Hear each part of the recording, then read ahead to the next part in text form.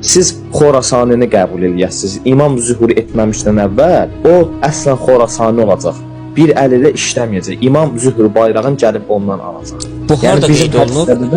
Bu gəlir bizim hədislərdə. Əzizim, bax, sənin bilmədiyin məsələ var, mən səni başa düşürəm. İndi mən sənə, qardaşın sənə o hədisin orijinalında nə keçir onu sənə desin. Orada sağ əli şikəst ola deyə bir cümlə keçmir. Hədisdə sağ əlində xalun olar, yəni xal olar keçir. Hədisi İranpərəst adamlar təhrif edib, sağ əlində xal sözünü ediblər xalalun, yəni ki, əlində xəlal olar, yəni şikəst olar və beləcə də bunu orada da gənc sözünü dəyişdirib ediblər aktiv, çünki gənc sözünü aktiv eləyəndə sağ əlində xal olar sözünü də xəlal olar, yəni şikəst eləyəndə bax bu hədisi belə deyək də lorda desək geyindirirlər sizin Xamneyi dediyiniz şəxsə. Aktivdir, bəli. Amma hədisin orijinalında keçir ki, sağ əlində xal olar və gənc olar. Belə olduğu halda isə nə Xamneyinin yaşına görə cavan deyil, gənc deyil, qocadır bildiyimiz kimi 70-in 80-in üzərində yaşı var. İkincisi də ki, onun sağ əli xallı deyil,